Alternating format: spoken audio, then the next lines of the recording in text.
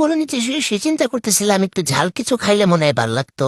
পরে দৌড়ায় গেলাম রান্নাঘরে, গিয়া দেখি আমার মায়ের 2 চুলায় রান্না বসাই দিচ্ছে। তারপর একটা কড়াই নিলাম, একটু ছোট কড়াই আমি পাই নাই, আপনারা পারলে একটু ছোট কড়াই ব্যবহার করবেন। তারপরে গেলাম আমার মার মুদিখানায়, গিয়ে দেখি ডাল আছে, তারপরে পোলাওর চাল আছে, হয়ে যাবে এটা 2টা দিয়ে।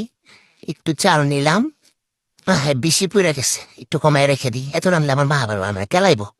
একটু ডাল নিলাম, নেওয়ার পরে এটাকে আমরা এখন ডুবো। এই যে দেখাই দিচ্ছি কিভাবে ধুতে হবে, আমার মতো করে ধুবেন। এই যে এভাবে ঠান্ডা পানি দিয়ে ঘষে ঘষে ধুবেন, আমি যেভাবে ধুয়েছি ওইভাবেই। তারপরে কড়াইয়ে তেল নিয়েছি। কি ব্যাপার, তেল গরম হয় না কেন? ওরে শালা, চুলাই জ্বালাই নেই।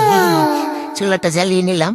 এখন তেলটা গরম হলে তার মধ্যে আমরা দিয়ে দিচ্ছি পেঁয়াজ রসুন কুচি। পেঁয়াজ রসুন কুচি করা আপনাদেরকে আমি দেখাতে পারিনি, কারণ এগুলো কাটতে কাটতে আমার 1 ঘন্টা লেগে গেছে, আমি একটু লিট্রোটিপ তো তাই। আর এই যে আমি অ্যাস্থেটিক দেখানোর জন্য কিছু রসুন আস্তেও রেখেছি।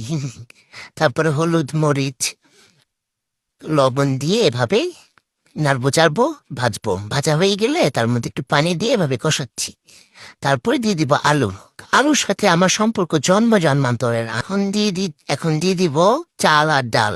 শালা পরে নাকি এটা এখন ঘুষে ঘুষে ফেলতে হবে, কি একটা বিপদ। দিয়ে তারপরে এভাবে নাড়বো। তারপর একটু পানি দিয়ে দিব, দিয়ে যখন এটা কষে যাবে, এই যে এরকম হয়ে যাবে, ঠিক তখন আমরা কাঁচামরিচ দিয়ে হাই রে আমার ক্যামেরার মধ্যে পানি এসে পড়ছে। তারপরে দিয়ে দিবে 1 গামলা পানি, 1 গামলা না হলে আরেক গামলা দিবেন, দিয়ে ঢেকে তারপরে এই যে এগুলো কি হইতেছে আমার সাথে বুঝতেছি না। ধনিয়া পাতা দিব, দিয়ে তারপরে যে একটু ঘি দিয়ে নেড়ে চেড়ে নামিয়ে নিব। এই যে হয়ে গেছে আমার ঝাল খিচুড়ি, দেখেছেন?